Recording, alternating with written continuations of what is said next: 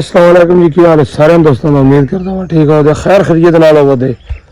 जैसा कि तुहानू पता है सैलाब जेह्ड़े न दो साढ़े कोल गुजरे न ते इंतहाई उच्चे दर्जे दे सन ते फसलां भी तबाह हो गई, माल डंगर दे पट्ठे हर चीज़ तूड़ियां छूड़ियां हर चीज़ जेह्ड़ी है ना ख़त्म हो गई है।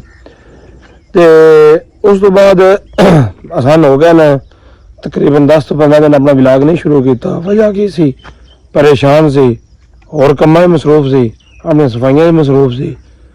आज तो बाद इंशाल्लाह ਅਸੀਂ पूरा अपना विलाग जो इंशाल्लाह अपलोड करा दे। जिन्हें सारे चैनल सबसक्राइब नहीं किया, फॉलो नहीं किया, जल्दी जल्दी कर लो। और कुछ 4 मज्झां इत्थे बचियां न, आ वाड़ा छड़ा उस साइड तो डिग शिग गया, आ फल बज्जे न, आ मुन्नियां वेंदे तबाह बर्बाद हुई पे सारियां। ठीक है, आ वेंदे पे सारियां मुन्नियां खराब हो गई ते असी इंशाल्लाह सराहना बिल्कुल साढ़े नाल है। असी हुण धार कड्ढन लगे हां। मुकम्मल विलाग जेह्ड़ा ना तुसें इंशाल्लाह सारा वेखना करना है। अज तो इंशाल्लाह सारा विलाग आवे करेगा। भाई साहब की करते फिरदे हो?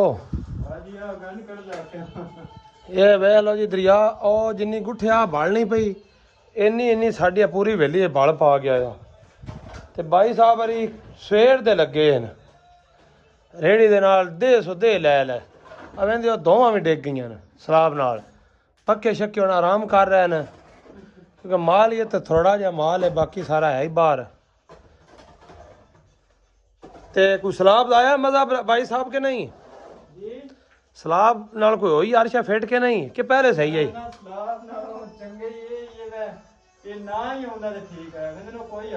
कोई हाल हाँ इंजी है जी, ये हालात बिल्कुल होए पर कोई शक नहीं। चलो जी अल्लाह खैर करेगा। अवें दे खुरलियां हर चीज़ बनी है, वो कद्दां डिगियां पईयां ने। जदों दा सलाब आया उस दिन दे अज असी सावे पट्ठे जेह्ड़े न मज्झे न बनिया तो गंदे मंदे वड़ के ते पाए न। अदा माल भी मूँह जेह्ड़ा ना सलूना कर लवे। जिवें बंदा ज़्यादा मिट्ठा खा लवे मुड़ बंदे दा दिल करदा है ना बंदा सलूना खावे। इंज माल का भी कम है। अदा कोई माल भी थोड़ा जेह्ड़ा नहीं सावा खा के अपना मूँह जेह्ड़ा ना सलूना कर लवे ते चुग लिया सर।